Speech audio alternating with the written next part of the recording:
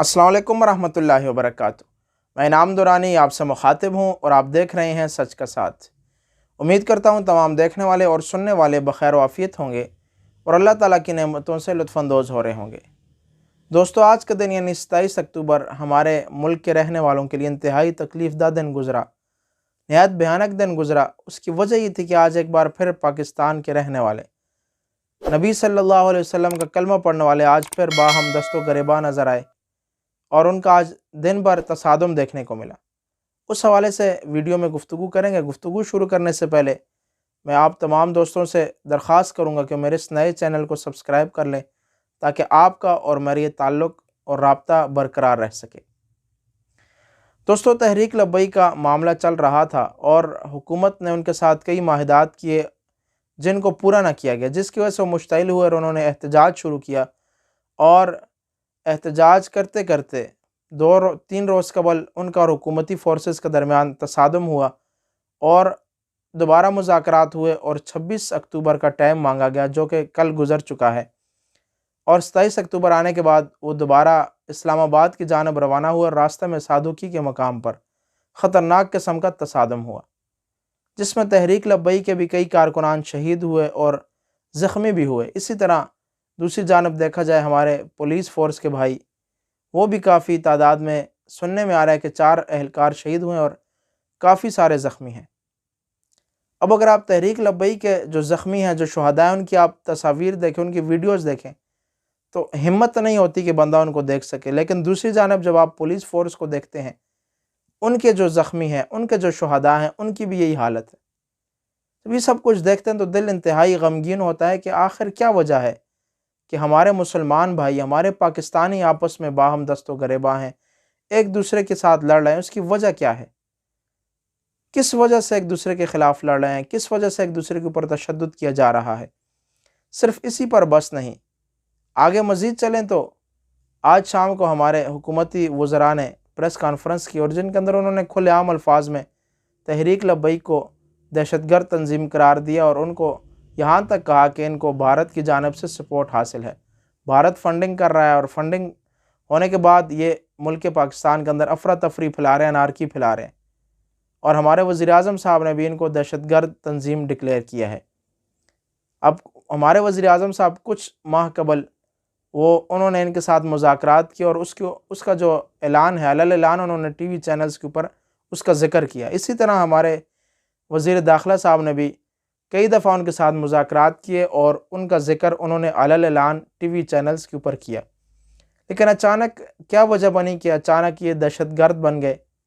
اگر دیکھا جائے تو 126 دن جو ہماری اس وقت تنظیم حکومت میں ہے، پاکستان تحریک انصاف، انہوں نے بھی دھرنا دیا، انہوں نے بھی اسی طرح پرتشدد مظاہرے کیے، پولیس کے اوپر تشدد کیا، پی ٹی وی کے مین جو ہیڈ آفس ہے اس کے اوپر حملہ کیا، اسی طرح کئی انہوں نے اس طرح کے کام کیے، لیکن اس کے باوجود ان کو دہشت گرد نہیں قرار دیا گیا۔ اگر دیکھا جائے تو ایک طرف ان کو مشتعل کیا جا رہا ہے، ان پہ تشدد کیا جا رہا ہے، باہم ٹکراؤ کیا جا رہا ہے، اور اس کے بعد ان کو مزید مشتعل کرنے کے لیے کبھی دہشت گرد کہا جا رہا ہے اور کبھی یہ کہا جا رہا ہے کہ ان کو بھارت کی جانب سے فنڈنگ حاصل ہے۔ تو کئی باتیں کرنے کو دل چاہ رہا تھا، لیکن گفتگو بہت زیادہ طویل ہو جائے گی، تو میں صرف اتنا عرض کرنا چاہتا ہوں کہ آج ابھی وہ لوگ جو ہے کامونکی میں رکے ہوئے ہیں اور صبح پھر انہوں نے آگے چلنا ہے، اور سننے میں آ رہا ہے کہ جہلم کے اوپر جو دریائے جہلم کے اوپر جو پل ہے اس کو مکمل طور کے اوپر بند کیا گیا ہے، اور کافی اس کے اوپر تعداد میں کنٹینر لگائے گئے ہیں اور بہت بھاری نفری وہاں پہ تعینات ہے۔ اب اگر مذاکرات نہیں ہوتا، یہ معاملہ حل کی طرف نہیں جاتا، تو کل دوبارہ تصادم ہوگا۔ اسی طرح راولپنڈی کو مکمل طور پر سیل کیا گیا ہے۔ اب احتجاج کہاں ہو رہا ہے اور علاقے کون سے بند کیے جا رہے ہیں؟ اسی طرح راولپنڈی کے اندر انتہائی خوف کی فضا بڑھتی چلی جا رہی ہے کہ نہ جانے آنے والے دنوں میں ہمارے ساتھ کیا ہوگا۔ ہر شہری پریشان ہے اور خوف کے اندر مبتلا ہے کہ نہ جانے آنے والے دنوں میں ہمارے ساتھ کیا ہونے والا ہے۔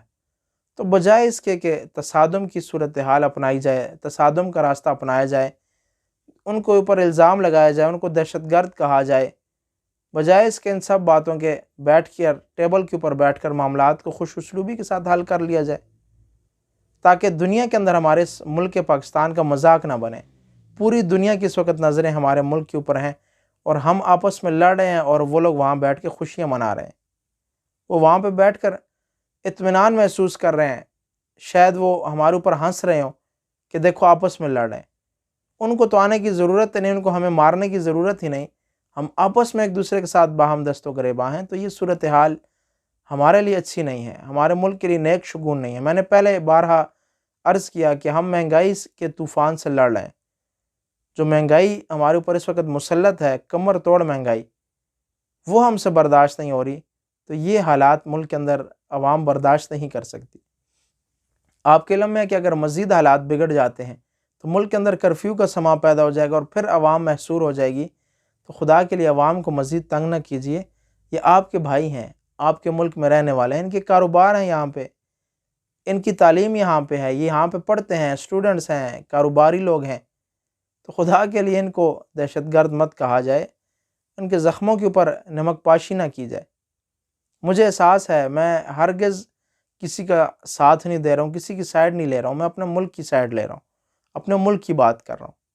تحریک لبیک والے اگر زخمی ہوتے ہیں، شہید ہوتے ہیں، تب بھی مجھے دکھ ہوتا ہے۔ ہمارے پولیس والے بھائی شہید ہوتے ہیں، زخمی ہوتے ہیں، تب بھی مجھے دکھ ہوتا ہے۔ کیوں؟ کہ دونوں طرف کے لوگ وہ ہمارے ملک کے ہیں، دونوں طرف کے لوگ جو ہے نا وہ کلمہ گو مسلمان ہیں، دونوں طرف محب وطن پاکستانی ہیں۔ ایک طرف ان کے اوپر الزامات لگائے جا رہے ہیں، اور میں حیران ہوں کہ بار بار جو ویڈیوز وائرل ہو رہی ہیں، ان کے شورا کے رکن ہیں، غالباً غلام عباس فیضی صاحب ان کا نام ہے، ان کی ویڈیوز بار بار آ رہی ہیں کہ پولیس والے ہمارے بھائی ہیں، ان کے اوپر تشدد نہیں کرنا، ان کو کچھ نہیں کہنا، اگر آپ کے ہتھے چڑھ جاتے ہیں تو ان کو باعزت رخصت کرنا، ان کے اوپر تشدد نہیں کرنا، یہ ہمارے بھائی ہیں۔ تو جو پولیس والے زخمی ہو، آپ کہیں گے کہ ایک طرف یہ وہ بات کر رہا ہے اور دوسری طرف تھوڑی دیر پہلے اس نے کہا کہ پولیس والے بھی کافی زخمی ہوئے، تو وہ تصادم کی وجہ سے زخمی ہوئے، وہ تحریک لبیک والوں نے اپنے دفاع میں پتھراؤ کیا، ڈنڈے چلائے، اس میں زخمی ہوئے۔ لیکن کہنے کا مقصد یہ کہ وہ بار بار اپنے جو کارکنان ہیں ان کو پرامن رہنے کی تلقین کر رہے ہیں، اور وہ بار بار یہ کہہ رہے ہیں کہ پولیس والوں کو آپ نے نہیں مارنا، اگر وہ آپ کے ہتھے چڑھ جاتے ہیں تو ان کو آپ نے کچھ بھی نہیں کہنا۔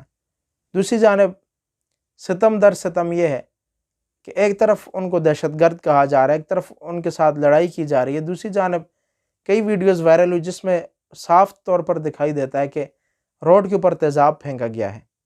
یہ انتہائی غیر انسانی فعل ہے۔ دوسری پھر بتایا گیا کہ ہیلی کاپٹرز کے ذریعے سے فائرنگ کی گئی، اور جس کے نتیجے میں ان کے کافی کارکنان شدید زخمی بھی ہوئے اور شہید بھی ہوئے۔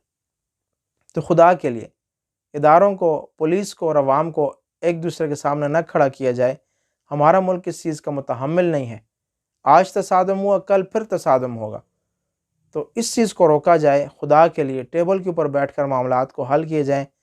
ہمارے اس ملک پاکستان کا ایک مذاق بنتا چلا جا رہا ہے، دنیا کے اندر یہ لوگ اس کو ایک عجیب نظر سے دیکھنے لگ گئے ہیں۔ دنیا کے اندر یہ کہا جاتا ہے کہ پاکستان دہشت گرد تنظیموں کو پالتا ہے، اور آپ خود تنظیموں کو دہشت گرد ڈکلیئر کر رہے ہیں، تو آنے والے وقت میں پھر ہمارے لیے مزید مشکلات بن سکتی ہیں۔